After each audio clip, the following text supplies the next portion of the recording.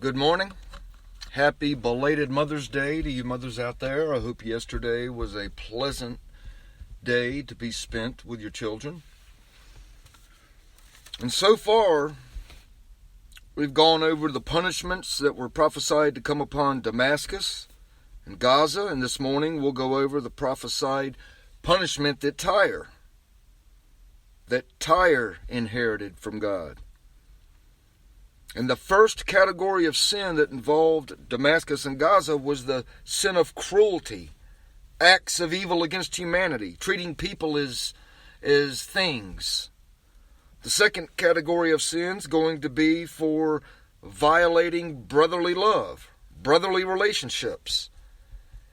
And Tyre and Edom fall right in on that violation of brotherly relationships.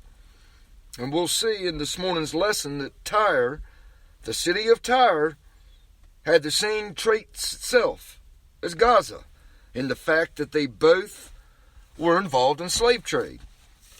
Now, we discussed last lesson an awful lot on slave trade, so we won't get back into that so much as with Tyre.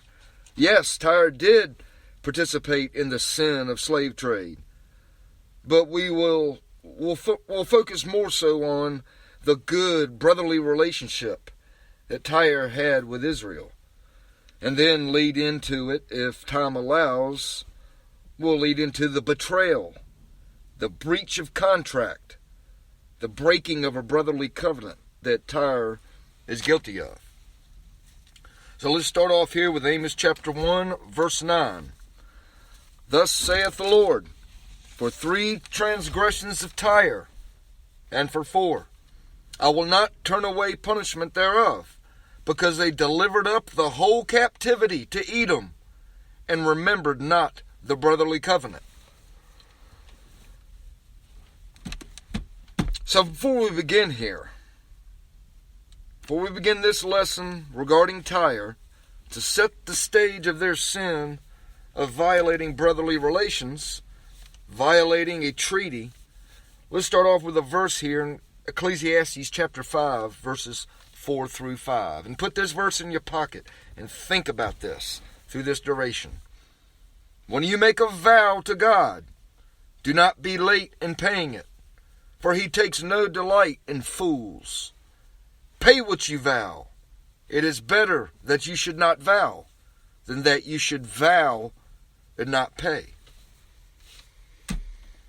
The keeping of a promise, the keeping of a pledge between one and another is paramount and of utmost importance to God in the Bible.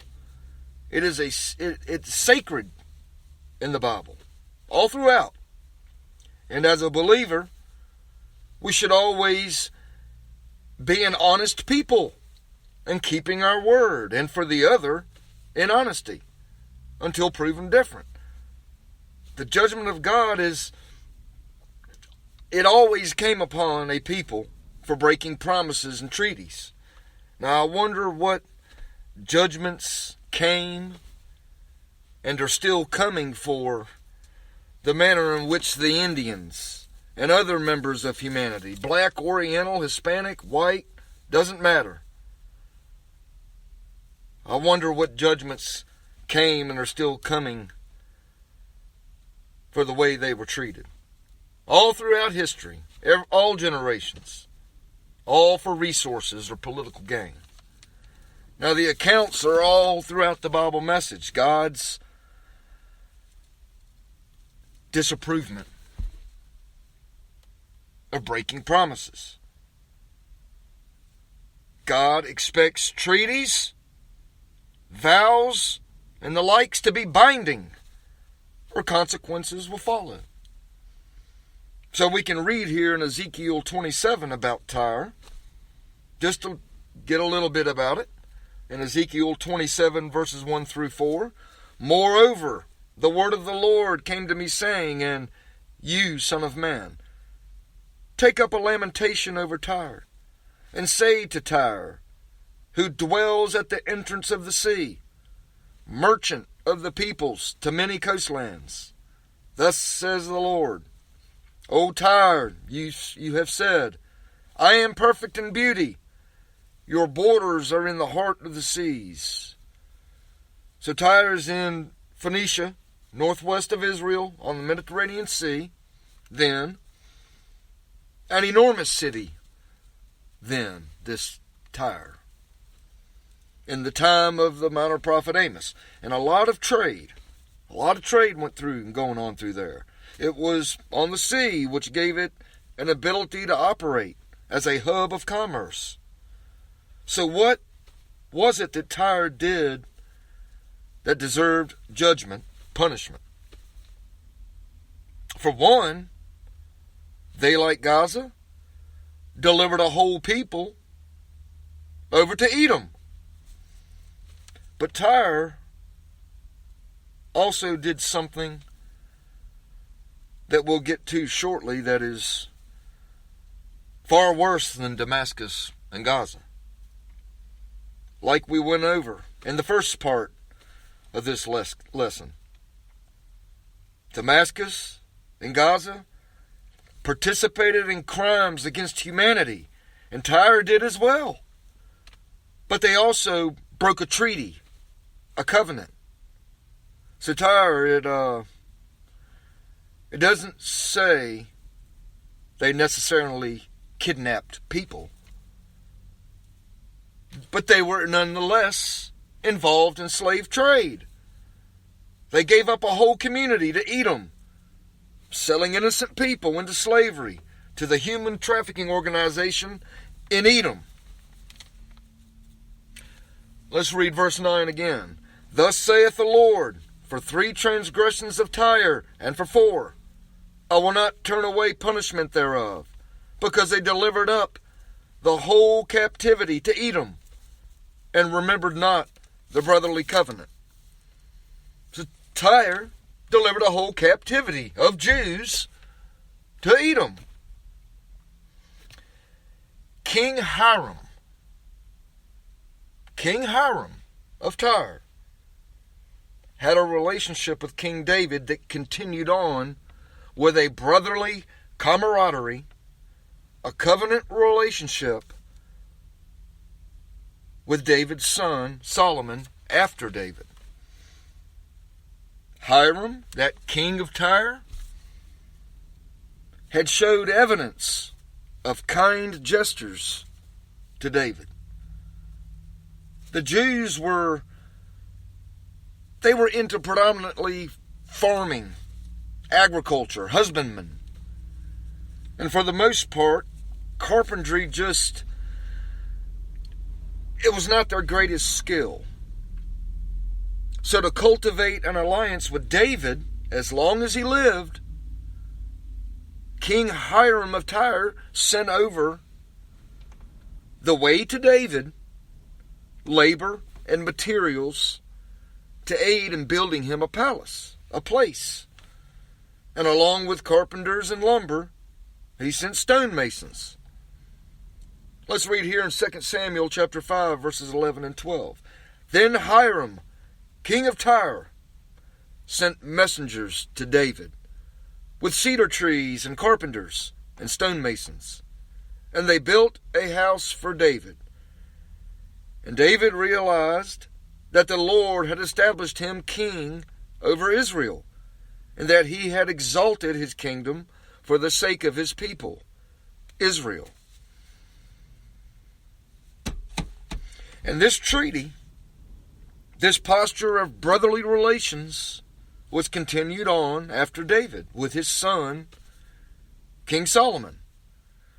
Now let's read here. There's a little bit of reading going on here. Let's read in 1 Kings chapter 5, verses 1 through 12. Now Hiram, king of Tyre, sent his servants to Solomon when he heard that they had anointed him king in place of his father. For Hiram had always been a friend of David. Then Solomon sent word to Hiram, saying, You know that David my father was unable to build a house for the name of the Lord his God, because of the wars which surrounded him, until the Lord put them under the soles of his feet. But now the Lord my God has given me rest on every side. there is neither adversary nor misfortune. Behold, I intend to build a house for the name of the Lord my God, as the Lord spoke to David my father, saying, Your son, whom I will set on your throne in your place, he will build the house for my name. Now therefore, command that they cut for me cedars from Lebanon, and my servants will be with your servants, and I will give you wages for your servants, according to all that you say. For you know that there is no one among us who knows how to cut timber, like the Sidonians. When Hiram heard the words of Solomon, he rejoiced greatly and said, Blessed be the Lord today, who has given to David a wise son over this great people. So Hiram sent word to Solomon, saying, I have heard the message which you have sent me. I will do what you desire concerning the cedar and cypress timber. My servants will bring them down from Lebanon to the sea, and I will make them into rafts to go by sea to the place where you direct me, and I will have them broken up there, and you shall carry them away. Then you shall accomplish my desire by giving food to my household. So Hiram gave Solomon as much as he desired of the cedar and cypress timber. Solomon then gave Hiram 20,000 cores of wheat as food for his household, and 20 cores of beaten oil. Thus Solomon would give Hiram year by year. The Lord gave wisdom to Solomon, just as he has promised him, and there was peace between Hiram and Solomon, and the two of them made a covenant. So this is an unlikely companionship. Now, I don't want to get off the rails here. There's a lot here. So next lesson we'll go over the brotherly covenant that Tyre remembered not, and the fire on the wall of Tyre, or the judgment, that will devour the palaces thereof.